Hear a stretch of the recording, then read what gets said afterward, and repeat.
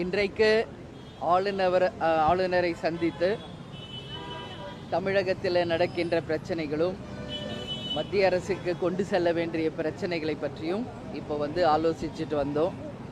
கவர்னரிடம் 2 மனுக்கள் தரப்பட்டிருக்கிறது. ஒன்றில் கேப்டன் குரு பூஜைக்காக சற்றேறக்குரிய 20 நாட்களுக்கு முன்பே நம்ம அனுமதி கேட்டு ஒரு நாளைக்கு முன்பாக மறுக்கப்பட்டு அந்த பேரணியை மறுத்தாங்க. இருந்தாலும் நாங்கள் சட்டத்திற்கு உட்பட்டு ஜனநாயக ரீதியாக அந்த பேரணியை அமைதியாக நடத்தி முடித்தோம். அது மட்டும் இல்லாமல் தமிழ்நாடு முழுக்க பொங்கலுக்கு 1000 ரூபாய் வழங்க வேண்டும், மழை வெள்ளத்தால் பாதிக்கப்பட்ட மக்களுக்கு நிவாரணம் வழங்க வேண்டும்.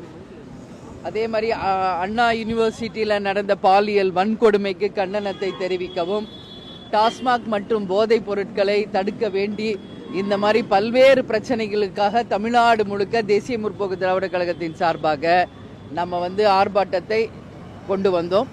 அதுக்கும் முற்றிலுமாக தமிழக அரசு அனுமதி மறுத்தாங்க. அதை நாம் அமைதியான முறையில் அந்த ஆர்ப்பாட்டத்தை நடத்தி நம்ம சட்டத்துக்கு உட்பட்டு செயல்பட்டோம். இருந்தாலும் சுதீஷ் உட்பட 120க்கு மேற்பட்ட பேர் மேலே வழக்கு பதிவு செஞ்சுருக்காங்க. ஆனால் திமுக மட்டும் இன்னைக்கு ஆளுநரை எதிர்த்து ஒரு ஆர்ப்பாட்டத்தை நடத்துகிறோன்னு சாயங்காலம் அறிவிச்சுட்டு மறுநாள் தமிழ்நாடு முழுக்க அவங்க மட்டும் ஆர்ப்பாட்டம் நடத்துவது எந்த வகையில் நியாயம்? அவங்களுக்கு யார் ஆர்ப்பாட்டம் நடத்துவதற்கு அனுமதி கொடுத்தாங்க? வழக்கு பதிஞ்சிருக்கோன்னு சொல்றீங்க, யார் அனுமதி கொடுத்தா? ஏன் எதிர்கட்சிகள் ஜனநாயக ரீதியாக போராட்டமோ ஒரு ஆர்ப்பாட்டமோ நடத்தணும்னா அரசு ஏன் அனுமதி தர மாட்டேங்குது?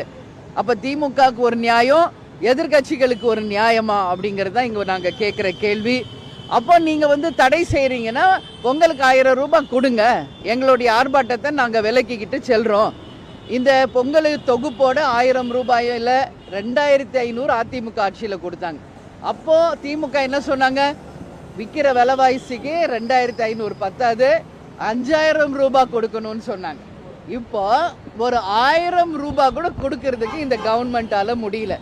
கொஞ்சம் கூட ஒரு வாய் கூசாம மூத்த அமைச்சர் துரைமுருகன் அவர்கள் சட்டமன்றத்தில் என்ன சொல்றாரு?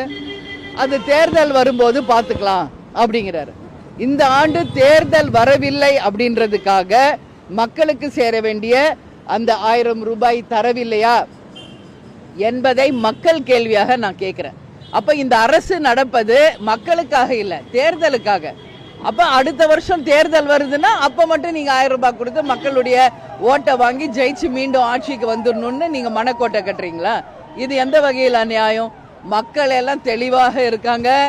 நீங்க அனைத்து இந்திய அண்ணா திராவிட முன்னேற்ற கழகம் ஆட்சி செஞ்சப்போ ஒரு கருத்தை சொல்றீங்க, உங்க ஆட்சி வரும்போது ஒரு கருத்தை சொல்றீங்க. இது எந்த வகையில் நியாயம்? அன்னைக்கு சொன்னீங்க 5000 ரூபாய் கொடுக்கணும்னு, இப்ப 1000 ரூபாய் கூட வக்கு இல்லாம இருக்கு இந்த கவர்மெண்ட். ஒரு 500 ரூபாய் கூட முடியலையா உங்களால? அப்ப வீண் பேச்சு எதுக்கு பேசுறீங்க? அப்போ வீண் வாய் தான் இருக்குது. அப்போ இந்த முறையை தமிழக மக்கள், ஒட்டுமொத்த மக்களும் இன்னைக்கு ஆளும் திமுகவை கடுமையாக தங்களுடைய கண்டனங்களை இந்த பிரஸ் மீட் மூலமாக மக்கள் சார்பாக நான் என் கண்டனத்தை தெரிவிச்சுக்கிறேன். வாக்குறுதிகளை நீங்க இதுவரைக்கும் நிறைவேற்றல. வரும்போது தேர்தலுக்கு முன்னாடி என்ன வாக்குறுதி கொடுத்துட்டு வரீங்க? ஒவ்வொரு வாட்டியும் இந்த வாட்டி ஜெயிச்சா இதை பண்றோம் அதை பண்றோம். ஆனா நீங்க கொடுத்த வாக்குறுதிகளில எத்தனை வாக்குறுதி இங்க நிறைவேறி இருக்கிறது என்பதற்கு நிச்சயமாக ஒரு வெள்ளை அறிக்கையை இந்த கவர்மெண்ட் கொடுக்கணும்னு சொல்லி கேட்டுக்கிறேன். அதே மாதிரி பாலியல் வன்கொடுமை அண்ணா யூனிவர்சிட்டியில இன்னைக்கு பார்த்தா மிகப்பெரிய ஒரு கொடுமை நடந்திருக்குதுங்க. இப்போ கவர்னர்கிட்ட நாங்க பேசுறப்போ அவர் சொல்றார், எஃப்ஐஆர் கூட அதை ஃபைல் பண்றதுக்கு 4 மணி நேரம் கழிச்சு தான் எஃப்ஐஆரே ஃபைல் பண்ணியிருக்காங்க. அது மட்டும் இல்லாமல் காவல்துறையை இதுக்கு பெரிய அளவில் இதை பற்றி தடுக்கிறதுக்கோ இதில் உண்மையை வெளிக்கொண்டு வரவோ மிகப்பெரிய அளவில் அவங்க ஆர்வத்தை காமிக்கல. ஏன்னா இன்னைக்கு திமுக அமைச்சர்களும் முதலமைச்சரே சொல்றாரு, அந்த ஞானசேகரன் என்பவர் திமுக அனுதாபி தான் அப்படின்னு கொஞ்சம் கூட ஒரு அசிங்கம் இல்லாமல் ஒத்துக்கிறாங்க. அப்போ ஒரு திமுக அனுதாபியா இருந்தா அவருக்கு எப்படி இவங்க தண்டனையை வாங்கி தருவாங்க? இன்னைக்கு குண்டாஸ்ல போட்டிருக்கோன்னு சொல்றீங்க. நிச்சயமாக அந்த ஞானசேகரன் அவர்களுக்கு மிகப்பெரிய தண்டனையாக தூக்கு தண்டனையை கொடுக்கணும்னு சொல்லி நான் கேட்டுக்கிறேன் இந்த நேரத்தில். ஒரு ரயில்ல இருந்து சந்தியான்ற பொண்ணை சதீஷ்ன்றவர் தள்ளி விட்டார், லவ் பண்ணலன்னு, அது மட்டும் தூக்கு தண்டனைக்கு போயிருக்கு அந்த வழக்கு. அந்த வகையில் இனிமேல் சிறு குழந்தை முதல் பள்ளி குழந்தை முதல் பல்கலைக்கழகம் இருக்கும் அனைத்து மாணவிகளுக்கும் பாதுகாப்பு தரணும். யாராவது அதை மீறி பாலியல் வன்கொடுமை செய்தால் நிச்சயமாக அதிகபட்ச தண்டனையாக தூக்கு தண்டனையை தரணும். இன்னைக்கு சட்டசபையில் முதல்வர் சொல்லியிருக்காரு, அதை நான் வரவேற்கிறேன். அதிகபட்சமாக இனிமே பாலியல் வன்கொடுமைகளை பண்ணால் நிச்சயமாக மரண தண்டனை தரப்படும்னு முதல்வர் சொல்லியிருக்காரு. அதை தேசிய முற்போக்கு திராவிட கழகத்தின் சார்பாக நாங்கள் வரவேற்கிறோம். அந்த முதல் கேஸே ஞானசேகரன் கேஸாக இருக்கணும்னு நான் கேட்டுக்கிறேன். முதல்வர் இன்னைக்கு சொல்லியிருக்கீங்களே சட்டசபையில் மரண தண்டனை தருவோன்னு, ஏற்கனவே ஞானசேகரன் மேலே பல வழக்குகள் இருக்குது.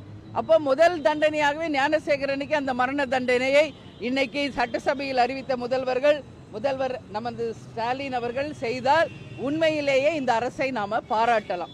வெறும் சொல்லிட்டு செய்யாதமே இருக்கக்கூடாது என்பது எங்களுடைய கருத்து. அதே மாதிரி நேற்று